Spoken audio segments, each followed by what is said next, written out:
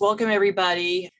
Thank you for joining us this afternoon for Teacher Tuesday. We want to talk a little bit about the Contextualized video project that we were given an opportunity to develop for you here in Texas. I'm Deborah Hargrove, Managing Director of TCAL, and my counterpart is Ashley Winkle. She is our Distance Learning and Technology PD Specialist. So we're going to talk to you a little bit about a project that we had. We call it Cure Your Content with Contextualized Videos. It was a project that was given to us from the Texas Workforce Commission. The main goal was to provide employability skills to our adult ed learners. You know, some of our adult ed learners, now that they've got their high school equivalency, they're looking to do something more with their job, whether it's get a higher paying job or learn a new employability skill. So that's what these videos are going to help. We develop the clips that students can access at any time, any place.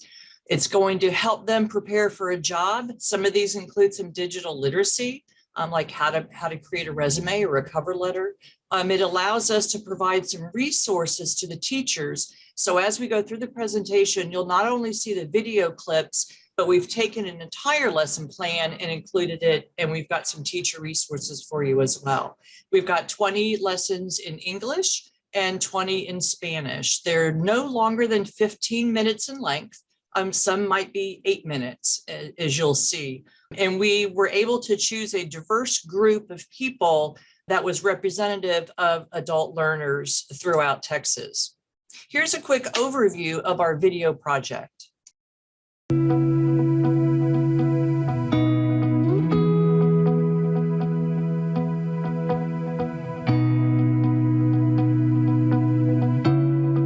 Are you trying to find a job but realize you don't have all the skills to move forward? Do you struggle with learning English, math, or reading and language arts? Can you fill out a job application online? Do you know how to create a professional resume?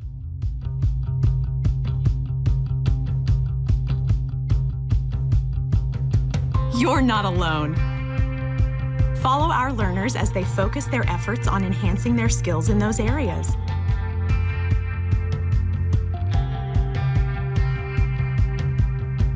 We may be able to help you too.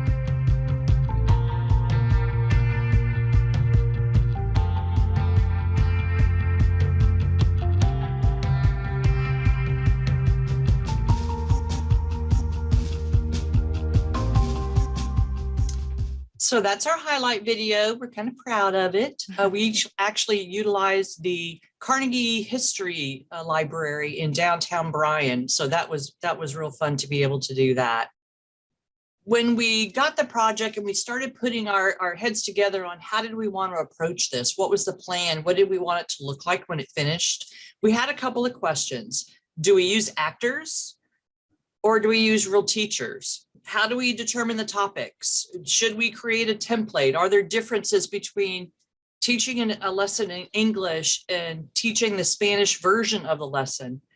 Setting the purpose or the anchor of the content, we got to make the connection and then make the connection to employability skills. You know, as adult learners, we come with all these assumptions, and one of them is what I'm going to learn, you know, has something to do with the history. I've got to make it meaningful to me. It's got to make sense to me and apply to me in some way.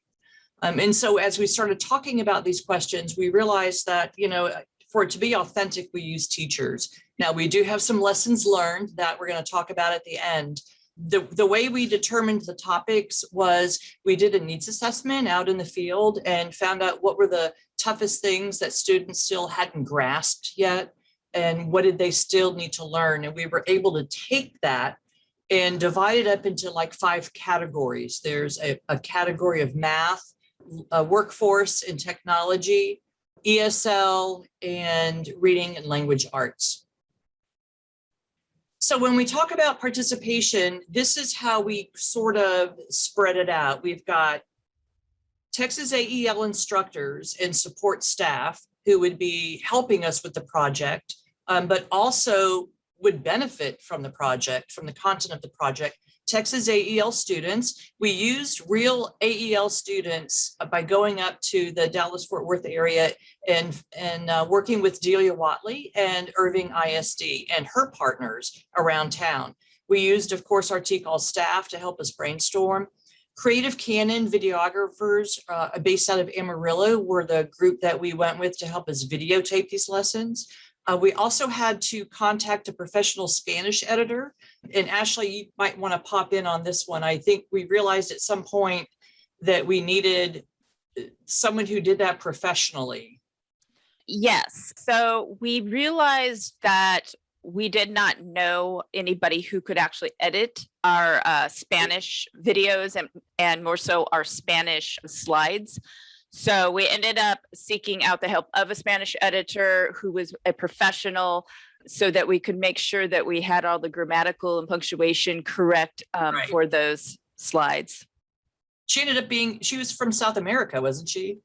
She was in, I believe, Brazil. Yeah. Mhm. And then the roles, I'll let Ashley talk about these roles because she basically led this project. I helped only in getting some of this stuff going, but Ashley really stepped up and did a fantastic job. Why don't you talk a little bit about the roles? Okay. So a lot of the teachers, what they did was they created lesson plans and slides. But what we ended up doing is having other people contribute to creating the slides themselves. They also helped with writing scripts, translating scripts and slides, because we did have to have, 20 in English and Spanish. We also had help with editing videos and slides. And by editing, I mean like going through the videos and looking for errors and that sort of a thing. And planning and scheduling shoots, because we did go to different locations. So we had to get some help with those sorts of things. And also what we don't know if we should call it acting or teaching, but basically I think we decided it's more of performing, I believe is what we decided, Deb. So it's basically when you are actually doing the lesson. It's not quite acting. It's not like quite teaching. So it's something in between. Yeah, performing. It was crazy. And then we were in a few different locations. And of course, this is all during COVID. So this was an extremely challenging project to get through this year. But one of the main locations that we went to was Irving ISD. Thankfully, Delia Watley and her group were willing to help us out. And so what you're seeing in these images is on the left, that's what our shoots actually looked like when that is a teacher there working with the videographers. In the middle, you will see what they were doing there is called B-roll, which basically helps with the contextualization of the lessons.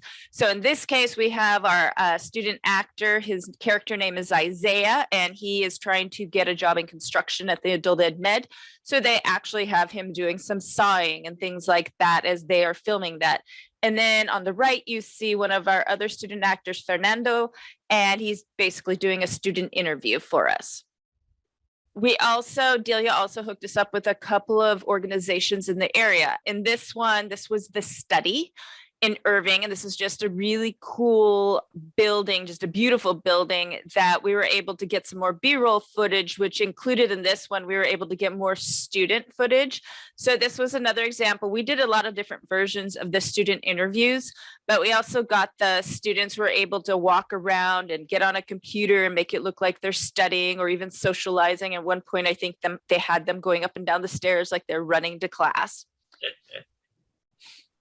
Oh, sorry. I was laughing. Oh, that's okay. It was a blast to do this project. Let me tell you. It was fun. It was challenging, but it was super Yeah. fun. And then we also got connected with the Heritage Center, which is basically a retirement center. And the reason we had to use this is because we needed some sort of a medical facility, which is very hard to come by, especially during COVID. So Right. they let us use theirs. And the cool thing about this is what we're looking at here is, well, on the left, we just see one of the videographers talking to one of the really cute people who works there.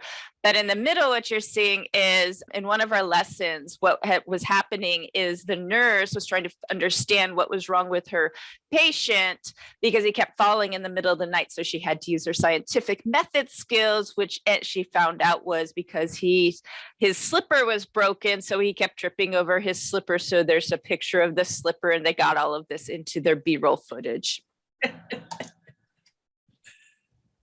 And then just wanted to get some shots because we did end up doing some in Texas at Texas A&M and College Station as well. You can kind of see that picture's not very good on the left, but there's a drone there because they did a lot of drone shots. Thank you. A lot of drone shots, which gave us some really nice footage. Then, of course, in the middle, we did some more lessons. And then on the right, we got some more B-roll footage of a teacher who is basically doing some lesson planning, and she got to do it in the flag room at Texas A&M. Correct. The MSC building. It's wonderful. Yes, beautiful. And then, as Deb had stated earlier, we got permission to film at the Carnegie History Center, which is a beautiful old library.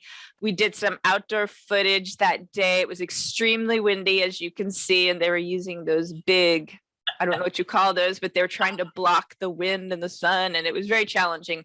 We got in a lot of people's way that day. There was blocked traffic. We did a lot of blocking of traffic. In downtown Bryan. That was great. They were like superstars. Right. And then finally, we ended the project in Amarillo at Creative Cannon, where we did some reshooting of about 4 or 5 videos. And those are just some pictures of their setup there. And that one on the right is just them playing with lights, which of course I'm fascinated by colors. So I had to get some pictures of that. And then we're just going to talk about how we can really use these videos in adult education. So what we've done is we've created 40 contextualized English and Spanish video lessons. They were created between October of 2020 and July 2021. And what you'll find is workforce technology, reasoning language arts, English as a second language, ESL, and mathematics. And in these lessons, just to give some idea of how they can be used. So students can use the video lessons on their own, which is one purpose they serve. So they could use them to learn new content, maybe just touch up or improve on their skills, review concepts that maybe they've forgotten, independent practice. That could be a section, that could be something they could do some extra independent practice on using the videos, or to access study resources, because we are supplying resources to the students as well. You know, there's one important piece of information that I feel like we should have probably mentioned in the very beginning. And it was, as we started thinking about building this project and what the premise was about, it's like, well, do we just develop 20 lessons and throw them out there, and 20 in English and 20 in Spanish? Or do we, as adult learners ourselves, try and find a way to bring meaning into it? And so what we did was we thought about a fictitious scenario. And so we have this fictitious hospital that is building an additional wing, and it's called the Adult Ed Medical Center, the Adult Ed Med. And each one of our learners has their own personal story, and they've come to these adult ed classes because they want a job at the Adult Ed Med, whether it's, I want to be a CNA, I want to work in the warehouse, I want to help build it with construction, or I want to work in admitting or the customer service aspect of it. And so in creating our scenarios, we targeted our learners that had different backgrounds representative of who we might have as adult learners, and put them in these scenarios of wanting to get a job at the Adult Ed Med and what they needed to do in order to get through to that interview. Okay, sorry, Ashley. That's okay. So instructor integration. So basically how it would work in the classroom. So These are just some ideas, but you could use the video to teach the first sections of your lesson. So the first section, I don't remember if we covered this or not, but the video basically covers, it's based on the lesson plan 2.0 template, but it covers from the warm up through the guided practice. So the I do, we do, you do, basically is the part that's covered in the video itself. So you could always use that video to start your lesson. Let us kind of help you teach the lesson for you. Or if you want, you could watch the video and teach the lesson yourself. So just use the video to basically model the first part of the lesson and then utilize the lesson plan and teach the entire lesson yourself. Because we do give you the entire lesson plan with resources. Another option that you might want to consider is maybe a flipped or blended class. So have the students watch the video from home first and then finish the lesson during class. That way you're able to really be there for them while they're doing the independent practice and the guided practice and those sorts of things. That's a good idea. I like that one. And also you could supplement it with distance learning curriculum. So maybe your student needs some additional help with a specific topic. You could always refer them to one of these videos to watch to help them, maybe remember how to do a certain, math problem or something like that. Okay, so where we're going to start is to give you an idea of what some of these lessons look like. This is Fernando. Let me give you his little background story.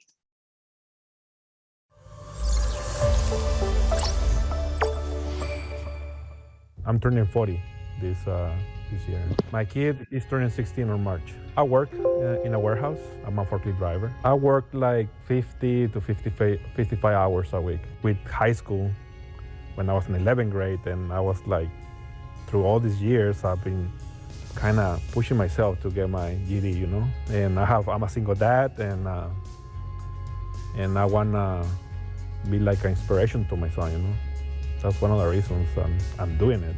I hope in the future I can get better in my English and maybe continue studying, For now, I want to get my GED and learn more English, maybe learn a third language. The challenge I have is work. I'm the only one supporting, the house, the apartment, and time. That's my only problem, My favorite resources is books, audiobooks, and YouTube videos. I want to prove myself I can do it, It's hard, work, and when I came to my apartment and I need to cook for me and my son and all that, and I try to have the goodwill to continue doing this, I want to do it. I think I'm better, or I'm learning better with a teacher of a groups. One of the reasons is my limitation in my English, and I'm more like a visual person, I like to have contact, and I try kind of online, but it works for me, but not really. So I prefer be with a teacher and in groups. I have some people who they're being very supportive with me, especially my son. I have friends, family, and some coworkers, they're supporting me to come to class. I like science, I like reading. I like to transform things, like sculptures, and I kind of customize it. I do my own way to do things, and I like to visit museums and feel inspired. I'm very into art. I like philosophy, I like psychology, and I always like to learn. I'm in love with knowledge. Never too late. Don't quit school. Don't never give up, and never is too late. Like I say, education is power, knowledge is power. Me voy a superar.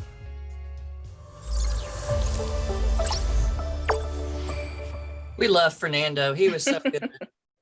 He really was. So that's his story. How about how to write a resume?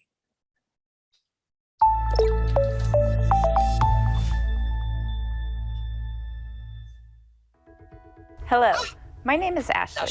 In today's lesson, we are going to learn how to write a resume. But before we get started, let's see if you can relate to Krista's situation. Krista, who grew up in the country of Ethiopia, just moved to Texas. She's a single mother who needs to find a job that will allow her to support herself and her 2 children. While Krista doesn't have a lot of job experience, She did some data entry for her sister's company a few years ago, but after searching on websites like CareerBuilder, Indeed.com, and ZipRecruiter, she is a little concerned about some of the things required to even apply for jobs. For example, one of the jobs that really interests her is that of a data entry clerk at the new Adult EdMed Hospital. The job sounds absolutely perfect for her, but the position requires a resume. Well, Krista knows what a resume is. She's never actually written one herself, and she really doesn't know how to get started. This really is not uncommon. Writing a resume is really tough. I don't even like to write my own, but it is an important skill if we want to get the job that is right for us. Have any of you written a resume? Do you know how to write a resume? Well, that's what we're here to learn today. What is a resume? A resume is a summary of educational and work experience. Have you ever wondered why employers require a resume? Well, many employers use resumes as a quick snapshot of a person's qualifications for a job. You can use your resume as a tool designed to get you to the next step in the employment process, which would be the interview. What most of us don't realize is employers will typically spend 15 seconds, yes, only 15 seconds, looking at a resume before deciding which pile to put it in. The no pile, which likely ends up in the recycle bin, never to be looked at again.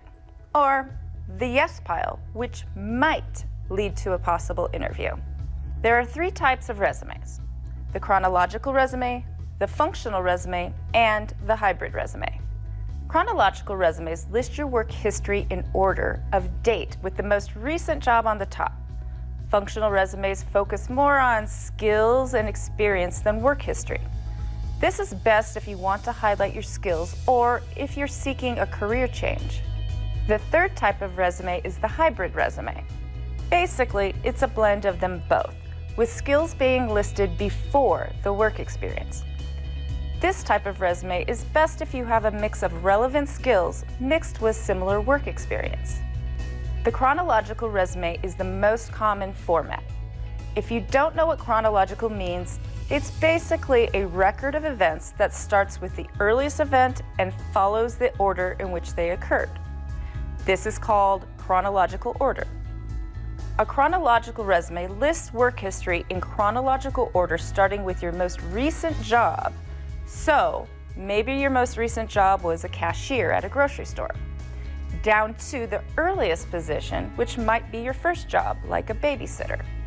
This resume is usually preferred by most employers because it really provides a quick snapshot of work history with the most recent positions at the top of the page.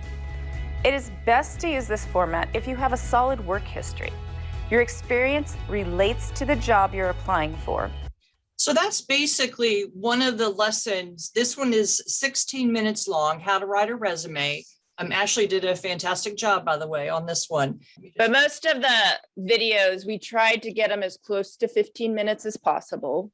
So the way we have this, though, is Ashley's going to talk to you a little bit about the lesson plans, and then I'm going to show you, with the time remaining, I'm going to show you what the website looks like so you can see all the different lessons that we've developed, along with the resources that Ashley has taken a lot of time to prepare. So Ashley, why don't you talk about the lesson plan? Okay, so this one that we're going to look at, this was the one that we just watched. So it's the how to write a resume lesson plan. So each lesson was aligned to the 2.0 content standards. This particular lesson was a writing process standard. So additionally, each lesson was built around one of the fictional students. In this case, it was Krista, who recently immigrated here from Ethiopia and was trying to get a data entry position at the Adult Ed Med. So in this case, she's looking to learn how to write a resume. So everything that she did was built around job skills, essentially, things that she needed. So we did cover letter and resume writing and email writing, things like that. So in this lesson, after we do the video section, we go on to the independent practice. Slow me down or speed me up here. Yeah, it's past this. You're still in the video section. And that's the modeling, and there's your independent practice. And you see that we tried to give lower and higher level options for each lesson. In this case, we had them do a little bit more extensive resume, and the higher level and the lower level, we kept things a little bit basic and maybe even encourage them to use maybe a resume generator, something to help them out a little bit, because resume writing is really hard for all of us, I think, especially for our students. Then from there, we went on to an assessment section where we do a little Quizlet activity to kind of test their knowledge about writing resumes. And then in our application section, after the teacher is reviewed and made recommendations about their resumes, the students go back, reread, revise, and edit for spelling and grammar before they turn in a final draft. And then, of course, we just do a simple exit ticket of some sort, however you want to do it, about what did you learn from this lesson, so that they can reflect on their own learning process. And all of these lessons are built based on this same basics template. Wonderful. Okay, so let's take some time, and I want to go over the pieces of the website that I hope that you'll find beneficial and be ready to share with your students. The address to the website is adultedmed.com. And when you come to the website, this is the intro video that we've already showed you. We talk a little bit about here what the website is. Looking for a better job? Our website offers 40 short video lessons for adult learners and instructors who are looking to upskill, looking to better their lives. Take a look around by clicking on a subject, or you can follow our learners by scrolling down. So these are all of the adult students that we hired to be our actors for students. So Andriana, Fernando, Fumi, Isaiah, and Krista.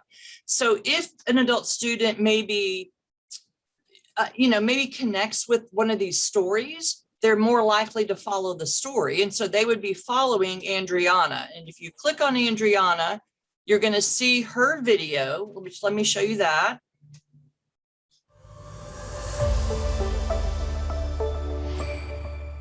What motivates me to come to class is I want to continue my education in the GED field, getting a college degree, so I can have something to show for. I work with special education students, so I kind of want to learn about the mind and the brain. I want to get a degree in psychology. Getting to class is not really a problem. It's more trying to stay consistent and focused.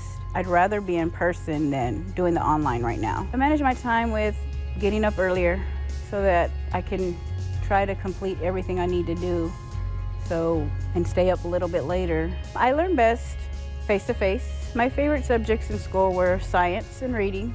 I like science because I got to see, the different anatomy, body parts. My advice on getting your high school diploma, GED, or even your literacy skills is just go for it, just do it.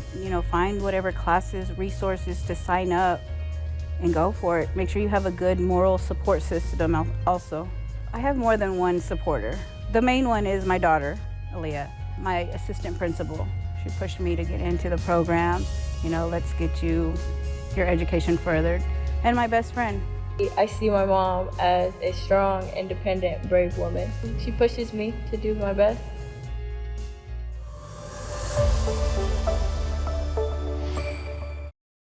I love that story of Adriana. It's just fantastic. I do too. When you scroll down, these are the skills that she needs help with: understanding and identifying transition words, analyzing cause and effect relationships. All of these bulleted items are the video lessons that we've developed for the Andrianas. When you scroll down the page, again, you'll see a link to each of the videos, the English version, Spanish or bilingual version. And then what Ashley's done is taken it a step farther and developed resources on a Wakelet for the students, and then resources for the teachers as well, for the student and the teacher to have something to take back with them, whether it's printing out some handouts on OSHA safety, some scenarios for workplace readiness about OSHA. So, it's really a fun activity, we think. We had some really creative adult ed teachers and subject matter experts write these lessons from across Texas. And you can access them either by topic, ESL, workforce technology. Let me click on that one. How to fill out a job application, how to organize files online, how to write a resume. We've talked about how to write a professional email. And they vary in topic. And again, these are all based on what were the needs in the field. And the teachers, shared with us, this is what our students need help with. Under the reading and language arts and science, we had, so many that we had to split our videos up between two of our actor learners. So you'll see some of these: finding the main idea, scientific method, understanding transition words, and so forth. There's a lot of people that were involved in this project. So please take the time to look at the About section. This gives you a little bit of history of how this project evolved, the premise for the stories, how we did it, and who all the people are that were involved in this and what their roles were. They were either teachers or translators or lesson plan developers or research associates, teachers, translators, teacher, lesson plan developer. We just had a variety of people that were involved in this project, and we hope that the passion that we all had for it shows. We did have some lessons learned, and I'm going to let Ashley talk about that. Okay. So we learned a lot of lessons because we do want to keep in mind that we really had never done anything like this before. And we definitely are not Hollywood producers. So one of the main lessons we learned, and we should have known because the Creative Canon group had warned us that it was really important to practice. So we found out the hard way that they were correct, myself included. If you did not practice, you could tell that you had not practiced. So we tried to take that back to others as we went, how important that part was. Also, as we stated before, it's more about a production rather than just teaching. Learn and practice with a teleprompter. So Deb was able to find this really cool website. It was as simple as like teleprompter.com. You could copy and paste your script in there, and it was like a real teleprompter. And that is usually when I practiced on that, that is where I would find all of my mistakes. Hire one person to create slide decks to keep them consistent. What we tried to do is we tried to have all of the teachers create their own. That ended up being all sorts of different variations of slides. Some people just are not very good at making slides or don't like to make slides. So we had not considered that. So in the future, we would definitely just have one person make, or 1 to 2 make some using a specific template, probably. Replace Spanish with bilingual for ESL lessons. So that's something we forgot to mention. Right. So because we're supposed to have 20 in English, 20 in Spanish, our challenge was, okay, that's fine for a normal lesson, but for an ESL lesson, it got weird because you wouldn't normally teach an ESL lesson in Spanish, especially if it's grammar or teaching English. So what we did is we ended up basically taking the English lessons and we would supplement them with Spanish sections to kind of help elaborate or explain certain sections so that the student could better understand, especially with there's all these weird English rules that we have. Beyond that, we learned that we needed more specific guidelines on things like clothing and hair, because we had some interesting experiences with people coming in with maybe a wrinkled shirt, or maybe they dribbled a little bit on their shirt at lunchtime. And hair always seemed to be an issue for me. It would blend in weird with the green screen. So sometimes with us females, it was just better just to put our hair in a ponytail. It was just easier. Also, if you are teaching the lesson, you need to be the one that writes the script. And with that, I also learned the hard way, you need to be the translator if you're the Spanish teacher, because you know how you speak better than anybody else. And if you just walk in and try to read somebody else's, you're going to sound and you're going to look really awkward. So we definitely learned a lot, and we could probably write a book on all the lessons we learned this year. But we tried to just pull out the key things or the most fun ones. Yeah. And, a fun thing happened. Ashley, I think I just stole this from you, but I'm so excited about it. A funny thing happened. Our original Isaiah you know, as with adult ed students, sometimes they just stop out for various reasons. And our original Isaiah stopped out, and we were able to get this gentleman, LaBradford Lyons, who happens to be Delia Watley's nephew. Yes. To be our actor. So he did a fantastic job, and he was so inspired by being an actor in these videos that he tried out for a higher position in his job, and he got it. This was like only a couple of months ago, I think. Mm-hmm. He's now supervisor over shipping and receiving, and he has his own team. And so we can't share this story without like smiling, because it is so excited to see a success story. And that's what these videos are all about. Hopefully, as we follow these folks through the year, you know, and keeping in contact with them, hopefully they'll also feel more confident about their learning and really want to push to succeed. That's basically our presentation. Ashley, any closing thoughts to having you visit us on the webpage? Absolutely. The only other thing I was going to say is, as recently as the last 2 weeks, I have received feedback and emails and text messages from real teachers using these lessons. They're already using them. They're excited about them. They have stated to me that they are more simplified, and they feel like, you know, so that the student can actually understand it and they're able to follow it. And of course they can pause them. So we're really excited, because the one thing about adult education and videos is we don't have a lot of stuff out there made for us. So this was really what our goal was, and we just hope that you will use them and share them with everyone else. And I thank you. Thank you, Ashley. Thanks, everybody. Let us know how you feel about them. adultedmed.com.